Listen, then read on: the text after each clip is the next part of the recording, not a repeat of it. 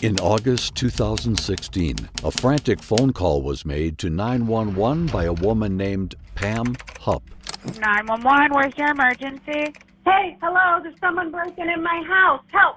She claimed that she was being robbed by a man named Louis Gumpenberger.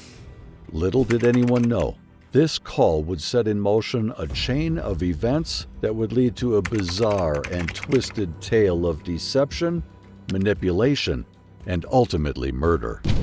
Join us as we delve into the chilling story of Pam Hupp and the events that rocked a small town in Missouri. August 2016 was a dreadful night for Pam and her alleged robber, Louis. As the night unfolded, Pam contacted emergency services and reported that 33-year-old Louis Gumpenberger was robbing her. During the phone call, Pam discharged all the bullets in her firearm at her alleged attacker. Following the shooting, she went outside to await the arrival of law enforcement officials. Sadly, Louis was declared dead at the scene, and Pam was subsequently taken in for interrogation. Did you ask him about the film? What are you talking about? Is this going to be filmed? Because I always appear on the news. Oh, well, okay, I don't know about Chris Hayes, but in incidents such as this, okay, to protect you, to protect me, we're going to record it, okay? Just because that way, you know, it doesn't look like you're hiding anything, it doesn't look like I'm hiding anything. Okay. That way I don't misconstrue something you say down the road, you know, like I misinterpret something you said, or I thought you said one thing and you actually said it. Okay, so again, I appreciate you coming up here and talking to us. I know that you wanted to come up here instead of talking to the scene, which is great. I guess, is there, just out of curiosity, is there a reason why you came up? Is it cooler here or something, No, temperature-wise? the officer said that I had to go back to here to repeat everything. Oh, okay. So I didn't want to go anywhere. well, I appreciate you coming up here with us, okay, and we'll take you home. I just want to We go can anywhere take it home, but too. there. Anywhere but there? So that Fair was enough. fine to come here. Fair enough. As Pam sat in the interrogation room, her mind raced with thoughts.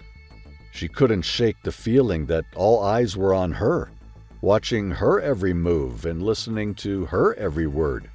Her first concern before the questioning began was whether or not she was being recorded. She knew that everything she said and does will be scrutinized, and the weight of that knowledge was almost too much to bear. Yet she tried to stay calm and composed, waiting for the police to start their line of questioning. She only seemed a bit at peace when the policeman informed her that the recording was for her own safety. But weirdly, her demeanor shifted upon knowing she was being recorded. I just want to find out what's going on with all these people coming. As the investigation into the fatal shooting unfolded, the police stumbled upon a note tucked away in Louis' pocket. The note detailed a sinister plan to kidnap someone named Hupp, take Russ's money from a woman named Hupp at her bank, kill Hupp, and then dispose of Hupp. The evidence, including the 911 call, appeared to be orchestrated. The evidence didn't add up. The note seemed too neatly written, and there were no fingerprints or other signs that Louis had actually written it. As more evidence was uncovered, the police became increasingly suspicious that something was amiss. What they eventually uncovered was truly shocking. She obviously believed that she was going to pull one over on him. I hit his arm with the knife and then shot out of the car and ran inside. Prior to interrogating Pam, the police had received information that someone resembling her had attempted to replicate a 911 call. They also had reason to believe that the call was fabricated and that the evidence found on Louis was deliberately planted to implicate Ross. He goes, "We're going to the bank, we're getting Russ's money," and he started getting all agitated. I just want to make sure I understand. So you went in, you let the dog out, you gave a treat, you're ready to leave again, so you come back out of the house. How did you exit the house? How? Out the same door. Same door? Okay. Yeah, I let him in the same door because the front door was locked. Okay. So I was coming in, I come in and out that door. Came out that door, got back in the car to go again. Okay. And that's when the car shot around and somebody jumped out. Before I knew it, they were sitting next to me. Okay, so let's first describe the car. Can you give a description of the vehicle? Well, I wasn't really paying attention to the vehicle, more of the shriekness of their tires that they did. It was just a silver. It wasn't as small as like a little Toyota, a little bit bigger, but not a big one sedan. It was 4 doors. So 4-door, Mhm. you would say mid-size? Is that? Yeah, probably mid-size. Wasn't brand new. Do you remember anything specific about, other than being silver and being 4 doors, anything on that? You said it wasn't that new. No, Anything it else? wasn't like shiny, like you could tell it was. Just had a 2004 Honda, kind of like older like that. You know, not that it was a piece of crap or anything, but it was, yeah. It was a veteran car.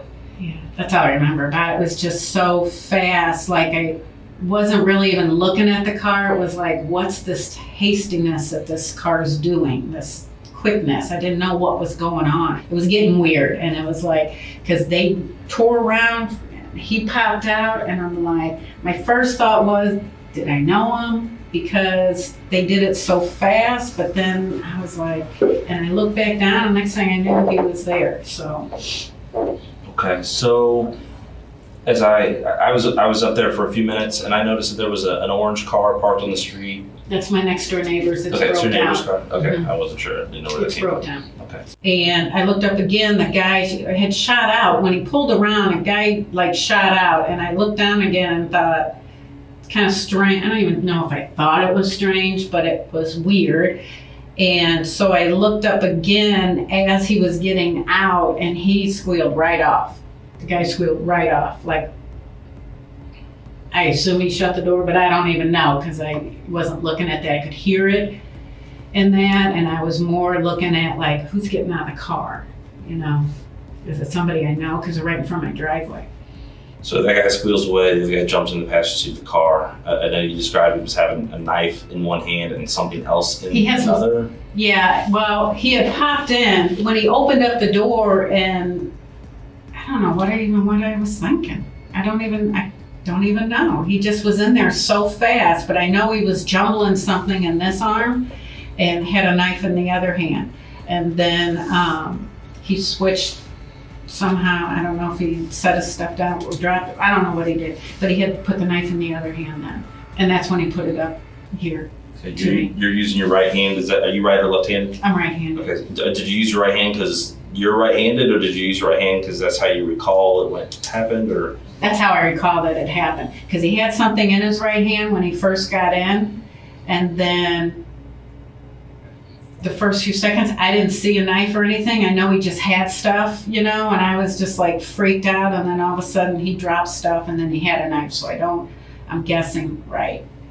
Okay. So what, if anything, did he say? He said, "You're gonna take me to the bank and get Russ's money. We're going now, so get going." And he just kept yelling stuff like that at me. So at this time, I don't have it in gear or anything, or I do have it. No, I don't have it in gear. And I had put it in gear to go because I didn't know what to do. And then that's when I noticed he was looking back. I don't know if he was looking, because cars, I don't know what he was looking at, but he kept looking back, and I noticed that. So I put it back in the gear, and he said, "Get going right now, we're going to the bank." And then he looked back again like this, and I hit his arm, and I shot out of the car. So when you say put it back in gear, Mhm. you mean you put it back in park? Mhm. Okay.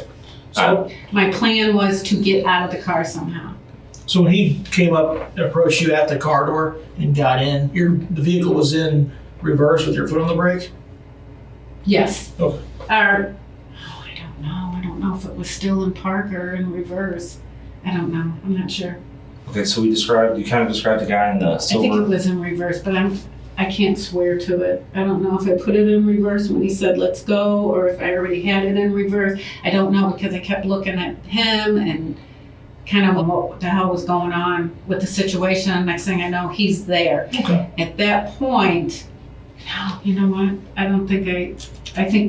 No, it wasn't. I wasn't in gear. My car was running. I had left my car running when I came out. I came out, so it was in park. Even though Pam thought that how she described the incident and Louis' condition would play in her favor and convince the police, she was far from the truth. In reality, the police had already caught on to her lies and knew something was amiss, so she was fooling no one. As it was, there was a lot of mystery surrounding Pam. In 2013, Pam's mother, Shirley, passed away under mysterious circumstances. After her death, Pam inherited a large life insurance policy.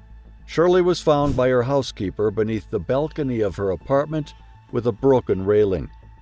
The coroner's report concluded that Shirley's death was due to an accidental fall.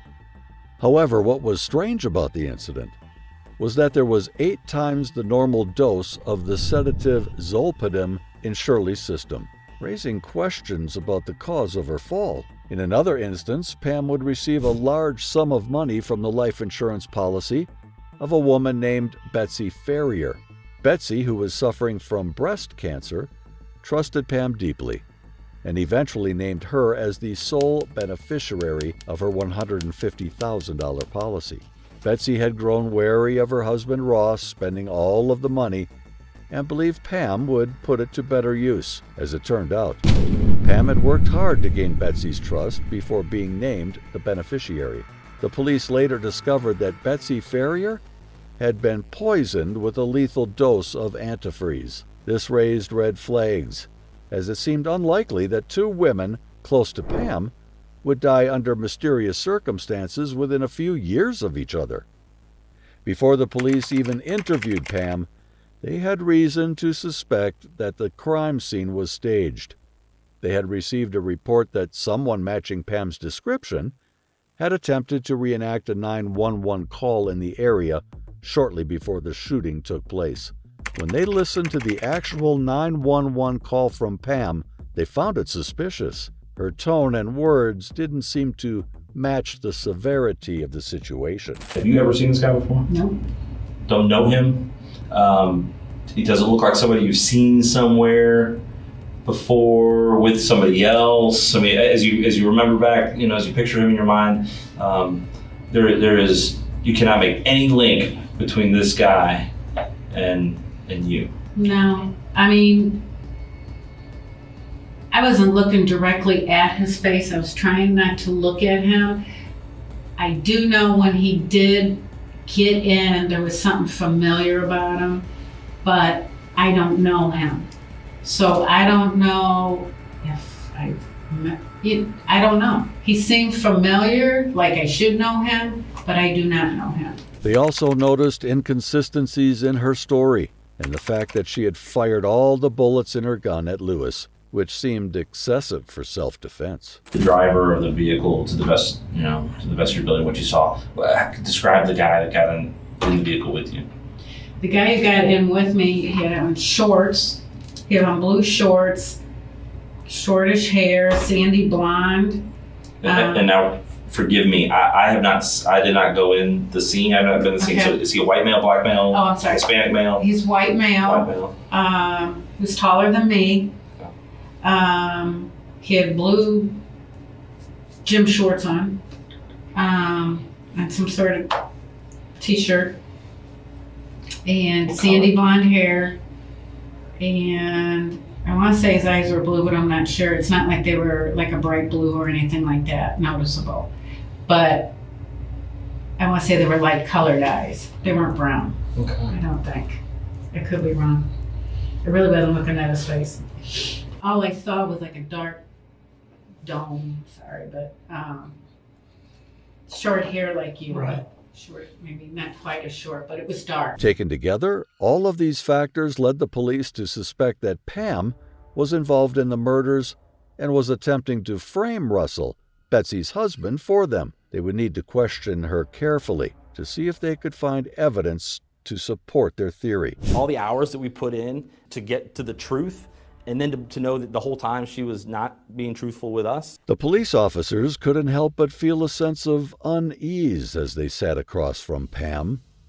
She appeared calm and collected, almost as if she was completely unaffected by the traumatic event she had just experienced. Getting all excited, and he was, I thought he was drunk or on drugs or something like that. And that haunts me because it clearly just didn't mean anything to her. They had expected her to be shaken up, perhaps even in tears, But instead, she sat there with a blank expression on her face. It was almost as if she was detached from the reality of the situation. Well, we lived in Florida for 11 years. And we moved Where back at? here, Naples. Why would you move from Naples back here? I didn't like Florida. Why not? Well, Naples, which is super gorgeous. Yeah, everybody talks about it. It's all rich people.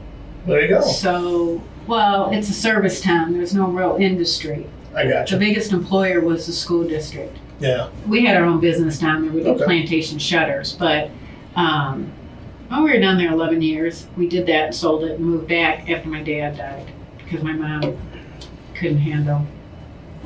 So you guys own your own business, H2 something? Now we do, yeah. What do you do? We flip houses. Oh, That's just an aside. Because construction is what my husband does. okay. So you buy houses that are in poor condition, or foreclosure, fix them up, and then sell them. So I mean, you just do that. Do you ever buy houses and then like just rent them out and be landlords? No. We've No. done that. We You did done that that? down in Florida, yeah. One of them we had was an ex-policeman. Yeah. Not on the force anymore. No brainer, right? So now that the housing market's kind of coming back, has it affected your business at all? Yeah. Not so much the housing market coming back, but because there's no inventory out there. Yeah, The problem everybody's- is people are buying foreclosures. They're Right. buying- Now we'll see an influx of them losing them again because the real bad ones, if you can't do it yourself, people think, oh, I can do this, but really you don't get what's in there. A lot of them sit for a year, 2 years empty, which means broken pipes. You don't Mhm. know it until you're All in the there. interior stuff you don't know. We bought or looked at houses that have been halfway gutted. People try, and it's just too overwhelming. It's a lot of money, So, you know. so your husband works for another employer, and he does Yeah. that on the side. Yeah, we do it outside. We've done it since, gosh, we've done it for about 8 years. So have you always Well, worked? we quit in 2008 when the market fell. Mhm. We just quit because it just wasn't worth it. And then we started back up a couple years ago.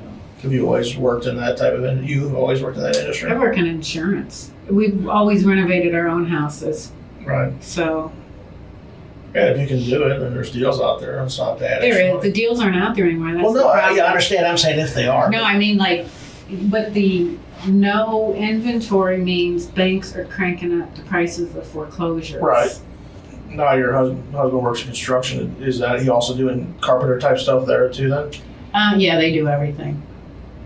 But when we had our own business, he handmade plantation shutters, which are the interior shutters, Uh-huh. and that was his business down there.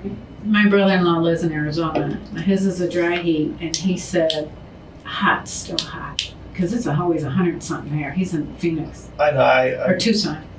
Heat is always heat. Yeah, Well, there then- it was like hot. Like my sister-in-law lives in Minnesota. Same thing, 6 months cold. I mean, I don't want Right. that either. That's No. ridiculous. Snow and stuff. That's why it's nice here because you get a little bit of everything. Like you said, you get tired of it once, and all of a I sudden do. here comes a change. And it was fun at first. And then the other thing you got is in the winter when it's really nice and you're looking forward to the great weather, town was 3 times, 4 times its size Yeah. because of tourists. Oh yeah. I've never been there, but I know a couple of people that They go down treat there. your place like crap. Right. You can't get in restaurants. You can't get in anything because there's so many people. The traffic's horrid because they're not going to work. Everybody's lollygagging around. It got to be, Naples has gotten so big now that it's just, we're like, It's congested. And it's it's just not. so horrid. Yeah. Did you go to college? Where'd you go? Down in Florida. I started UMSL up here. What's the university? Is it local or what is it? It's a private college down there. You had to go up to Fort Myers for part of it and then Naples for the rest of it. So yeah. What'd you get your degree in? MIS, Management Information Systems. Sounds exciting. It was. I haven't done it in a long time. I've been doing insurance for a long time. Surprised you guys are entrepreneurs. Why don't you do your own insurance? You ever had your own insurance company? Or your own office or whatever? No? Well, what's H2 LLC? You're doing sales there. No, not really. I mean, you put a house up for sale. I mean, So you're putting it for sale. right. But when you do like insurance and stuff, you gotta go out. You're and talking get- commission and all that type of stuff. That's a tough business. And I hate to say it, but you know, I worked for the big chains. Let somebody else have that headache, and that's why they weed them out. Yeah, I would be good in sales. I think you would. No, I'm not a salesman.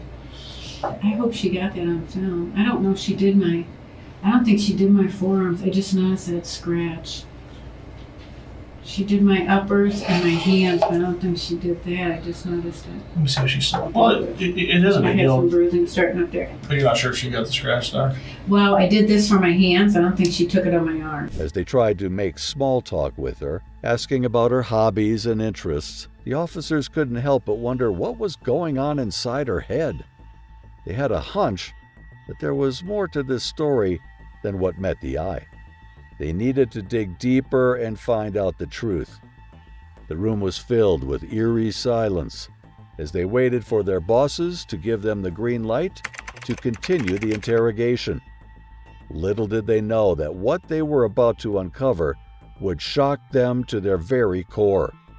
Pam's calm demeanor was just the tip of the iceberg, and what lay beneath the surface was a web of lies, deceit, and greed that would change everything they thought they knew about the case. And I just started shooting and walking towards them. I wanted to be sure I hit him. Because everybody kept saying that's a little gun and blah, blah, blah, and I gotta be close. So once that door opened and he was there, I just started shooting and walking towards him until I didn't have any more. It did not appear to me that she was in fear of Louis in any way, shape, or form. As it turns out, Pam had been manipulating people for years, and Louis was just the latest victim. She had convinced him to pretend to rob her and promised him a large sum of money in return. What Louis didn't know was that Pam was using him to frame someone else for murder, more specifically Russell, the husband of Betsy. Russell was wrongfully convicted of the murder of his wife and was later acquitted. After his acquittal, he claimed that Pam had murdered Betsy to get a hold of her life insurance policy. When he came forward with this claim, Pam obviously wanted him removed from the scene. The police were able to connect the dots and realize that Pam had been behind the deaths of her mother and Betsy as well. In the end, Pam was sentenced to life in prison for the murder of Louis Gumpenberger. If you want to watch more of these interrogation videos, please subscribe to the channel.